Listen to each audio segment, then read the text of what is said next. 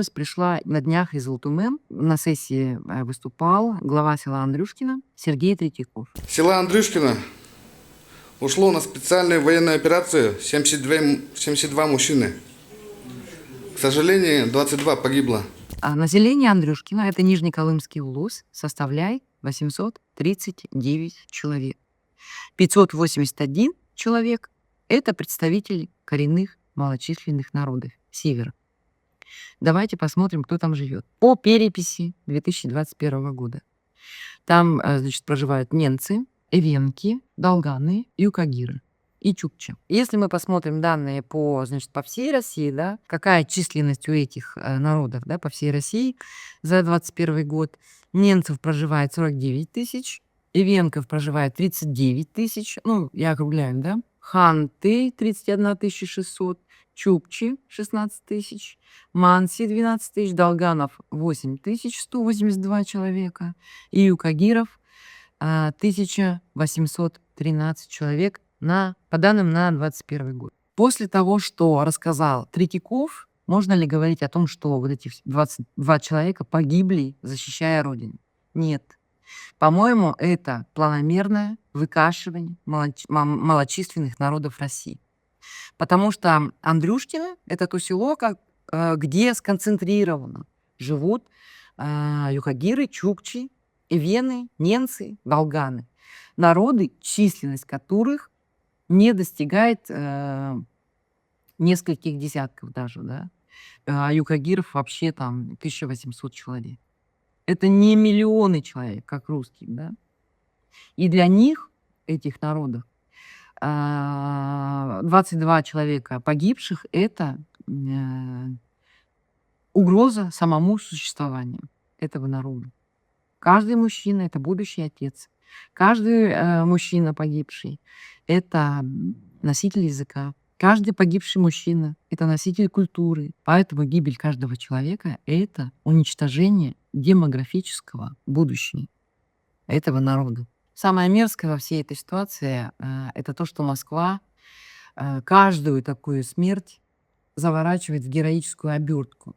Они их называют героями, они им открывают парты героические, да, в школах. Они про них там, я не знаю, телепередачи снимают, книжки пишут, да, статьи пишут. Вот это самое мерзкое. Вместо того, чтобы людям дать нормальную медицину, нормальное образование, те же самые субсидированные авиабилеты, да, они кидают им вот подачки в виде там денег, выплат, да, каких-то. Но подождите, но это же не вернет все людей, которые погибли.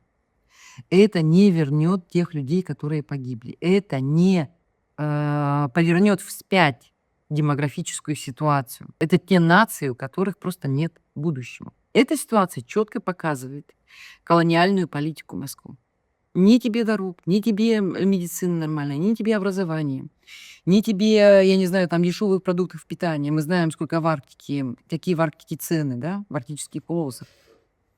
Ничего нет. Ничего нет. Есть один телевизор, пропаганда и звание героя. И звание героя. Это настоящее, то, что проводит Кремль по отношению ко всем народам, не русским России, и тем более к малочисленным народам, самый настоящий этноцид. Самый настоящий этноцид. Смотрите, да, каждого пятого мужчину забрали из села. Каждого пятого мужчину забрали из села. Почему каждого пятого мужчину не забирают из Москвы?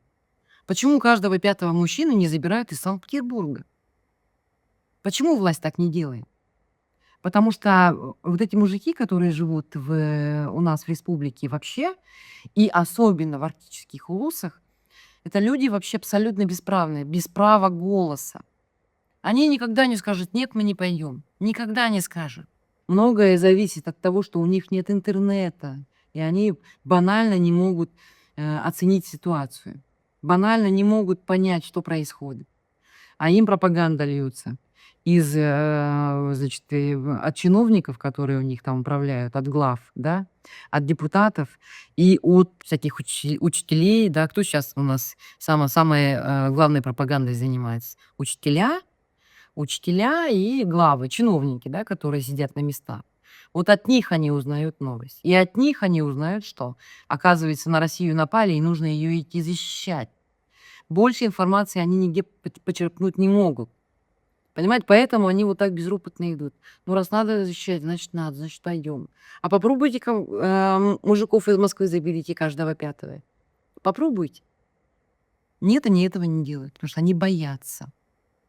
Андрюшкина не будет бастовать, а Москва будет протестовать против того, чтобы забирали мужиков. У нас женщины выступили против того, чтобы их дети-срочники подписывали контракт. Ну и где эти женщины? Там 10 человек, по-моему, больше 10 уехало в Комсомольск-на-Амуре для того, чтобы детей своих уберечь от отправки на войну. Где они сейчас?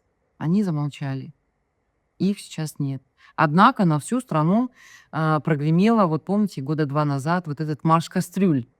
Да? Когда кастрюли вышли на балконы на свои и начали, значит, протестовать на балконах. Но, к сожалению, вот такая у нас проблема. И самое печальное, что нет человека, который бы защитил этих людей. Понимаете?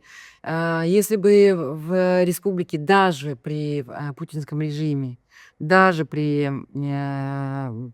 в состоянии войны, во главе республики был человек, который бы понимал все, что происходит, и искренне заботился о людях, он бы хотя бы что-то сделал для того, чтобы не допустить такой ситуации. Нет же, у нас АСН обслуживает интересы Кремля. И АСН, так же, как и Путин, будет нести полную ответственность за то, что он отправлял людей на войну. Между прочим, в каждой республике глава региона несет ответственность за набор контрактников, за набор мобилизованных. Именно они несут эту ответственность. И поэтому они будут за все это отвечать. Айсен Николаев за все ответит.